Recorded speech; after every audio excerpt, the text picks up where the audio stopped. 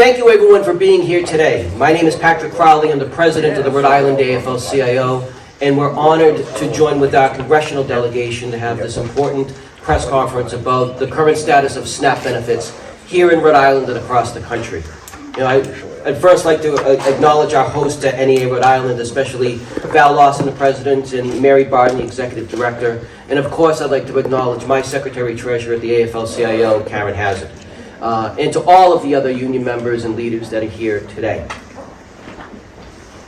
Somewhere in Rhode Island this Saturday, there was a young mother who was at the local supermarket with 2 or 3 kids in the carriage, and the cashier behind the register had to say to her, "I'm sorry, ma'am, there's no money on your EBT card." Somewhere in Rhode Island this weekend, an 80-year-old widower went up to the register to buy the food he's been waiting to buy for a couple of weeks, and there was no money on his card, and he went home and cried.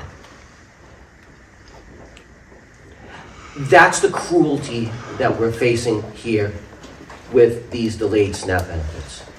It's not about the money. It's not about the benefits themselves. It's cruel because it can be. You all know the numbers. 85,000 somehow households rely on SNAP here in Rhode Island. 23,000 of those have children in them. 143,000 of our neighbors rely on SNAP benefits for food. And the federal government has the ability to pay for it.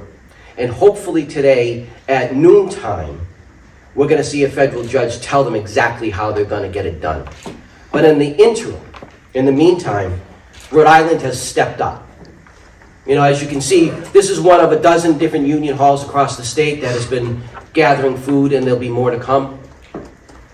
And more importantly than that, it's been refreshing to see our state leaders, especially our congressional delegation, be so strong and forceful about why this issue matters, not just to the people that are paying attention, not just to the people that are collecting SNAP benefits, but to every single Rhode Islander.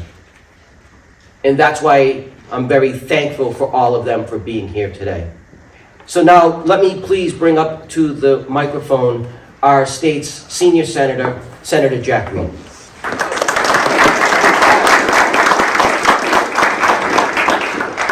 Well, thank you very much, Pat, and thank you all for being here today. I too want to give a shout out to NEARI and Val Lawson and also Mary Barton. Thank you for what you do every day. Thank you very much. And also young Pat Cooper here, who is, along with Karen Hazard, keeps us going in terms of motivated and enthusiastic. Also want to thank Jesse Martin and the team at SEIU, who worked so hard with the AFL-CIO to kick this food drive off and keep it going. To all the men and women of organized labor, this is typical. You don't just think about what's good for you.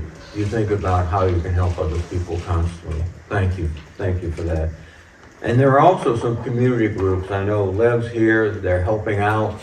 So we're trying to marshal all of the forces of good to confront the forces of ignorance and less than good. I'll be very diplomatic. Trump actually chose a very cruel way to cut off SNAP.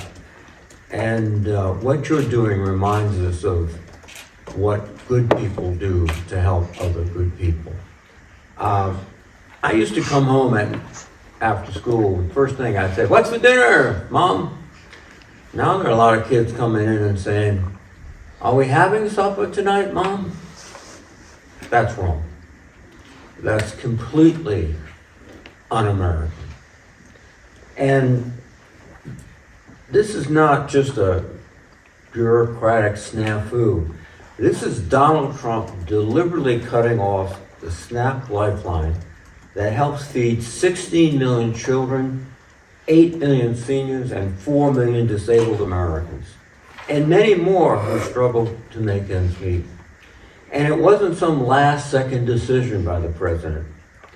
He's had the money and the legal authority to fund continuously SNAP.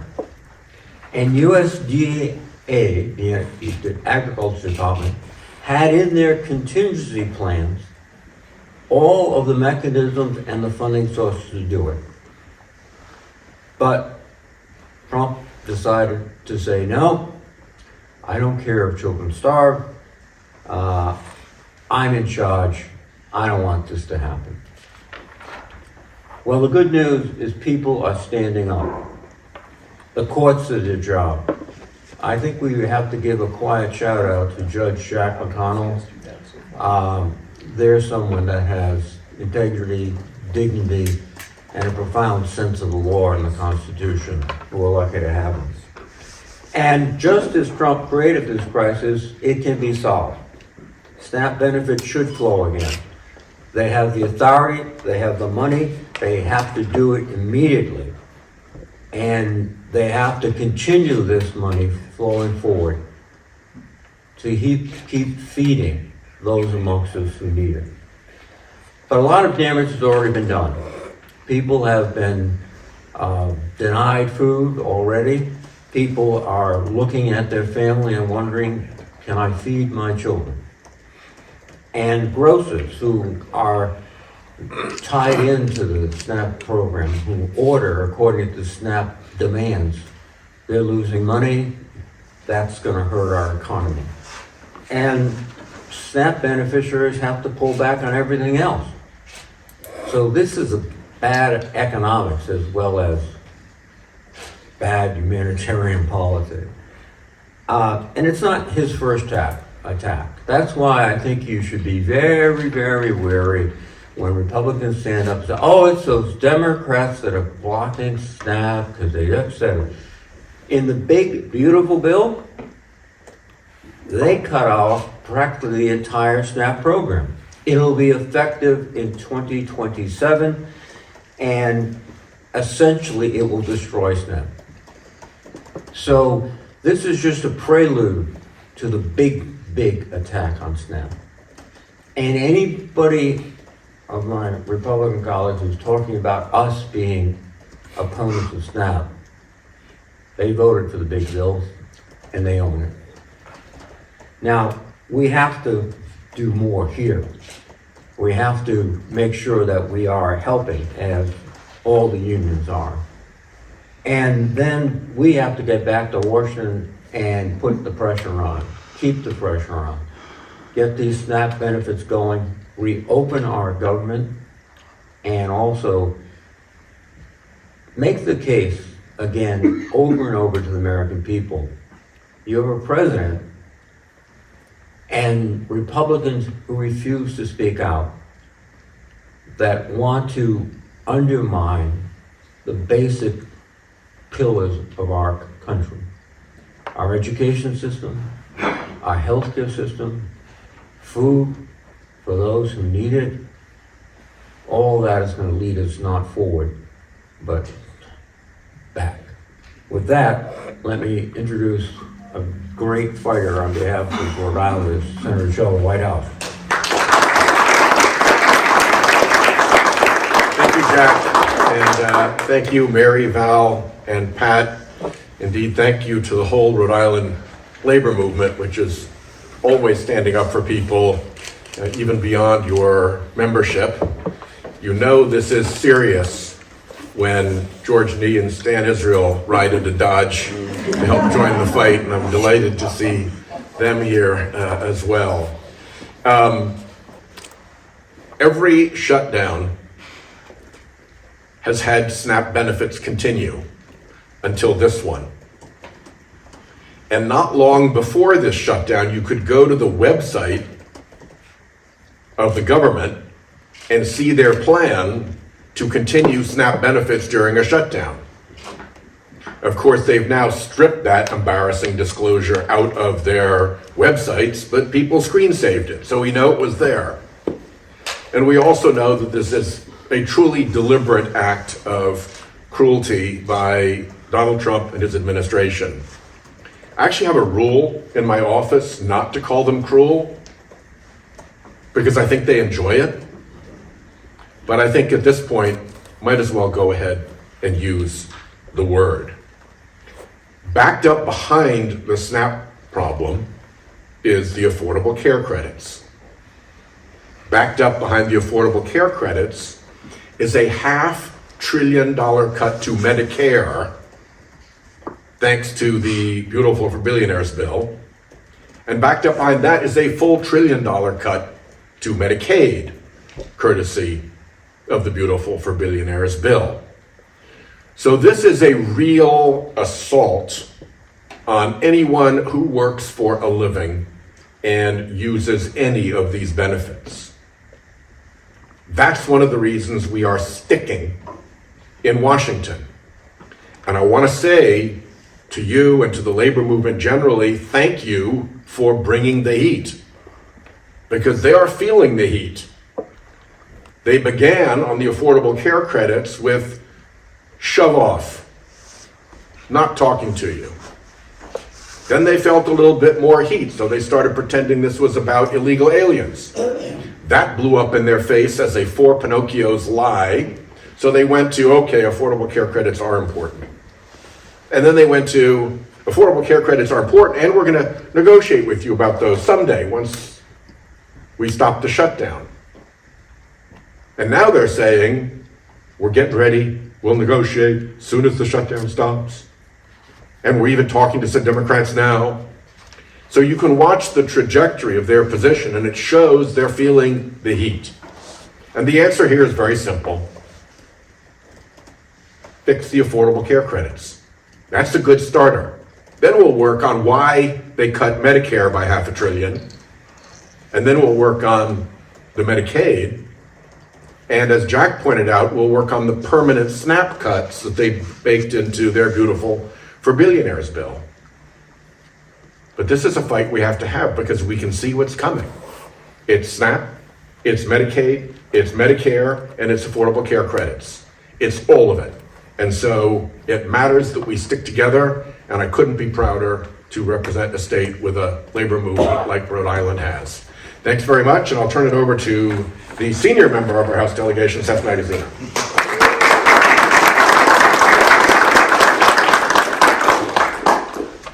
Thank you, Sheldon.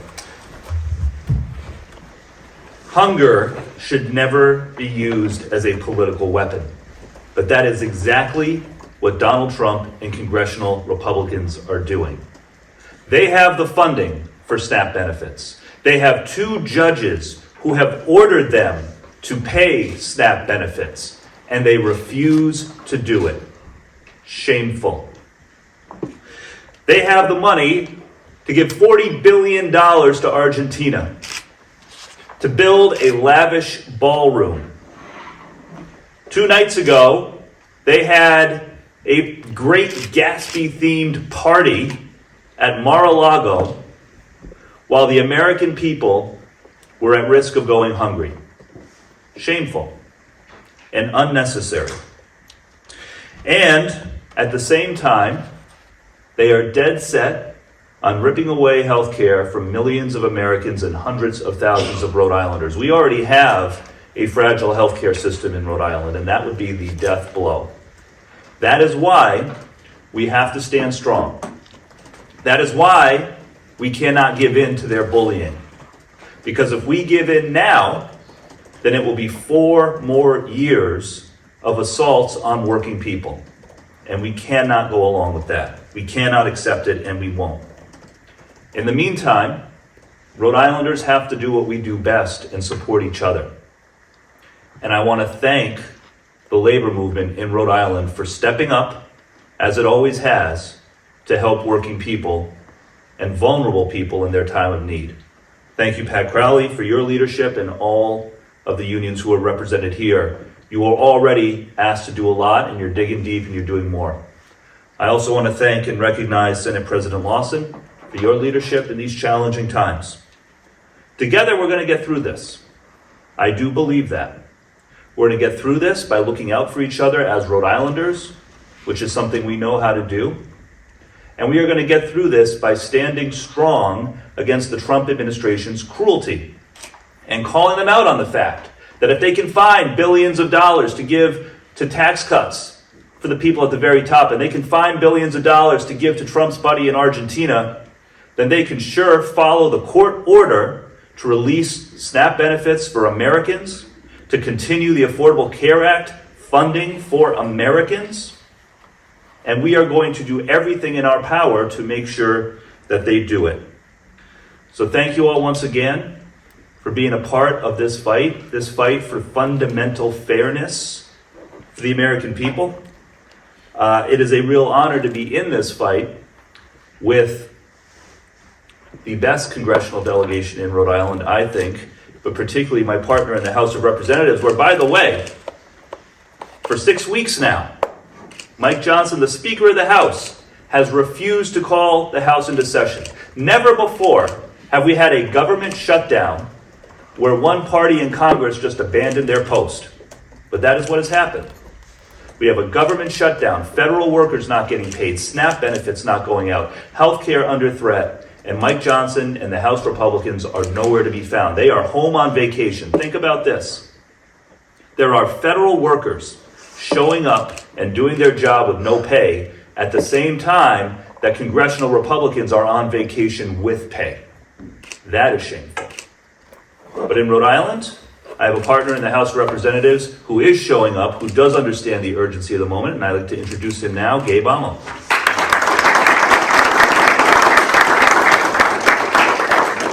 Thank you so much, Seth. And thank you to the NEA, Val, Mary, to all the leaders in the labor movement who do what the labor movement has always done. Show up and get to work. Work on behalf of so many of our neighbors. Because this isn't abstract.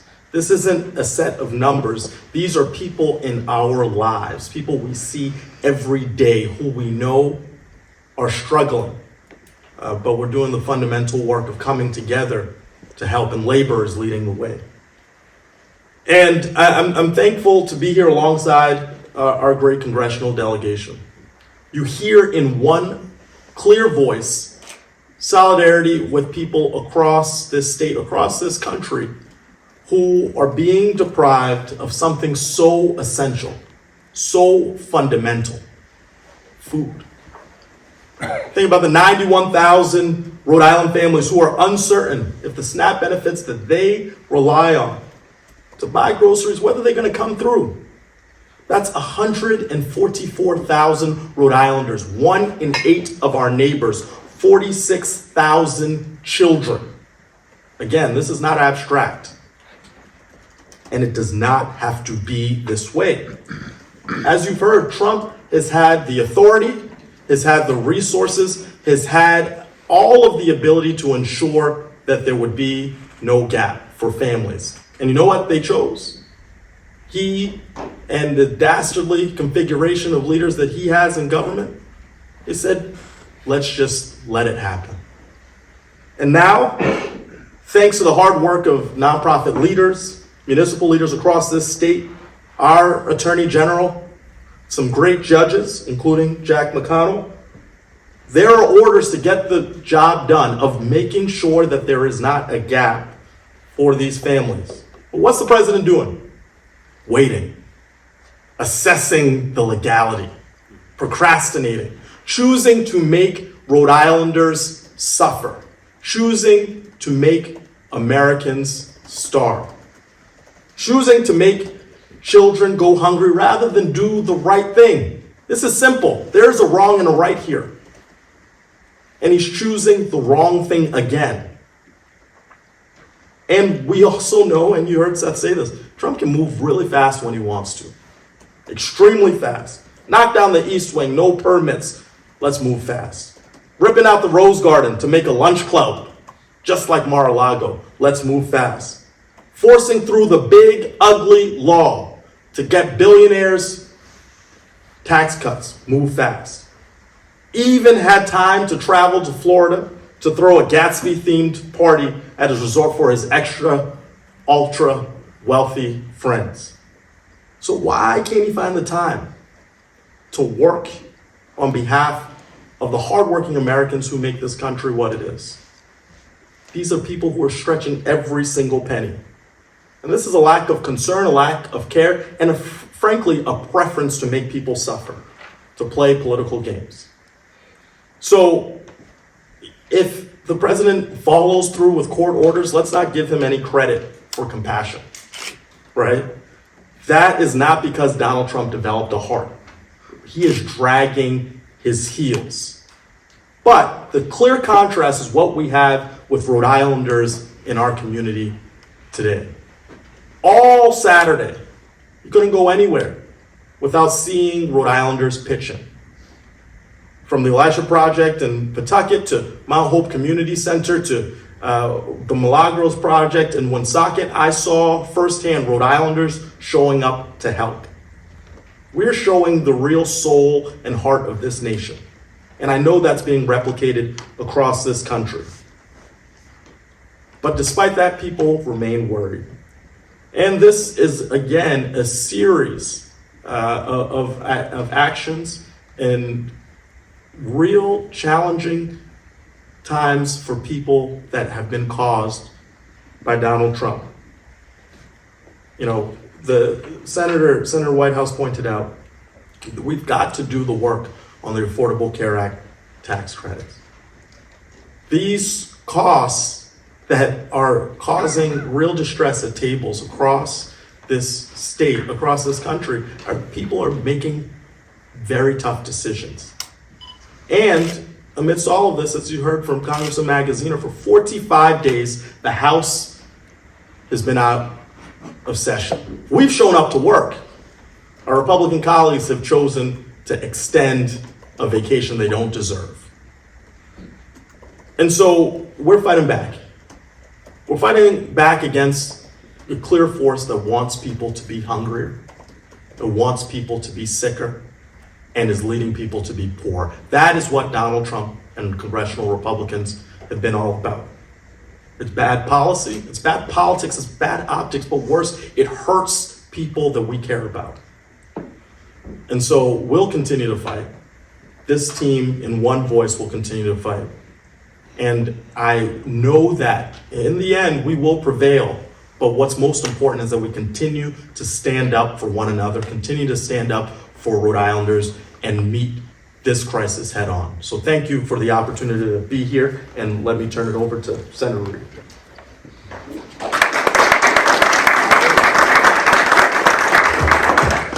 Are there any questions from the press about this topic? We'd be glad to take it. If there are other topics, then we will disperse and cover those.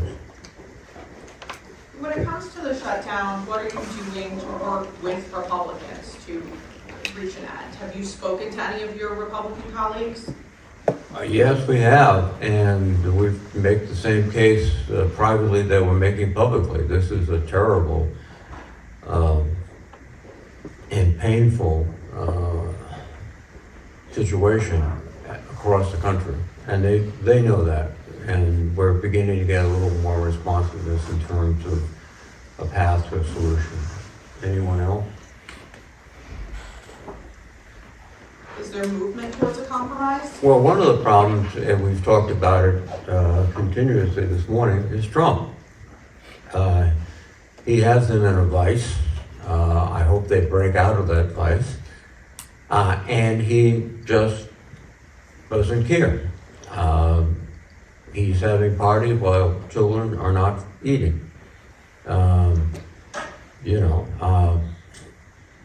This is wrong. It's not what America is about, but it's what Donald Trump is about. So we hope we can get him into the conversation, but the pressure is building up, and we hope there'll be a breakthrough shortly, but that's still not something we can be assured of. Anyone else, please? Seth? Yeah. I mean, I'll just say on the House side, it's difficult to have conversations with Republicans because they're not in town. They've been on a 6-week vacation because Speaker Johnson has canceled session. And I believe that the reason he has done that is because he knows that if Republicans were in Washington with us, that there would be conversations, bipartisan conversations, to try to get a deal.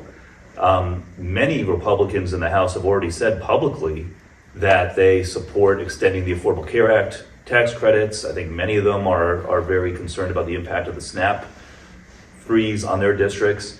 And Speaker Johnson, I think, is worried that if he allowed his Republican members to come back to Washington, that there would be real bipartisan conversations and he would lose control and Donald Trump would lose control.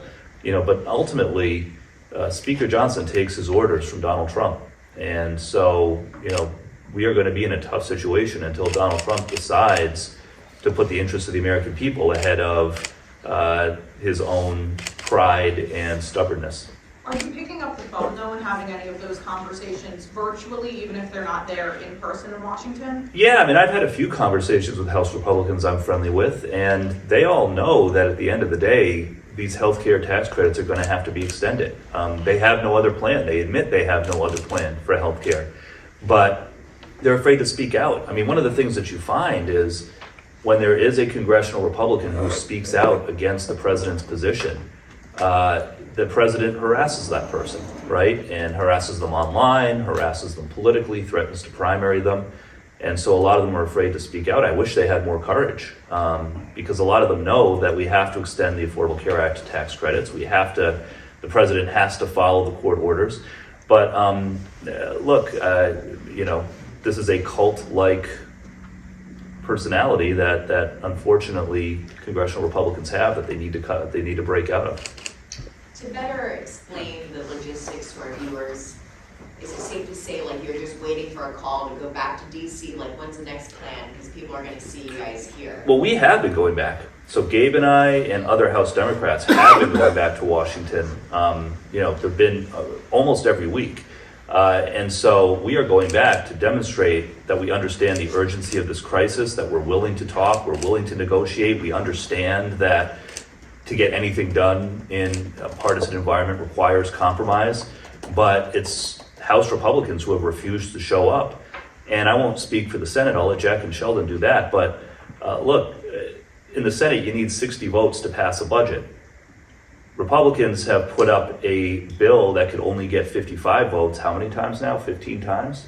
At a certain point, they got to go back to the drawing board and find something that can get 60 votes. And Democrats' asks are not unreasonable. Our asks are continue the healthcare funding that American people need so that their healthcare costs don't spike. Why are Republicans in Washington so dead set on having taxes increase on the middle class? That is what is wild here. We are trying to prevent having these tax credits go away and having people's costs go up by thousands of dollars a year. Why are Republicans so dead set against that? The president says now is the time to do away with the filibuster. Have any thoughts on that? Well, I think John Thune quickly stood up and said, no. And that's the thing to do? Well, first of all, to do away with the filibuster is to give him even more control of the situation on the ground. And he's completely lawless. He disregards the law. He's doing it right now as we speak. And that would be another way for him to manipulate his Republicans to do exactly what he wants, probably contrary to the law. So I think that's one of the few barriers that's still preventing him from rule without any accountability from the American people. Sheldon, he's not going to challenge the lawsuit. What do you think, how long is it going to take for the people to get the benefit back? It used to be the AG. Well, we have, Can you say it in the mic, please?